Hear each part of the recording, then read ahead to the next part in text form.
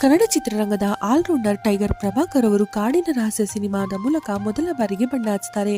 ಆಗ ಅವರಿಗೆ ಕೇವಲ 14 ವರ್ಷ ವಯಸ್ಸು. ನಂತರ 450 ಚಿತ್ರಗಳಲ್ಲಿ ನಟಿಸಿ ಸೈ ಎನ್ಸ್ಕೊಂಡಿದ್ದಾರೆ. ಇನ್ನು ಇವರು ಮೊದಲಿಗೆ ಮೇರಿ ಅನ್ನೋರನ್ನ ಮದುವೆ ಆಗ್ತಾರೆ. ಇವರಿಗೆ ವಿನೋದ್ ಪ್ರಭಾಕರ್, ಗೀತಾ, ಭಾರತಿ ಎಂಬ 3 ಮಕ್ಕಳಿದ್ದಾರೆ. ನಂತರ ಜೈಮಾಲಾ ಅವರನ್ನ 2ನೇ ಮದುವೆ ಆಗ್ತಾರೆ. ಇವರಿಗೆ ಸೌಂದರ್ಯ ಎಂಬ ಮಗಳಿದ್ದಾಳೆ.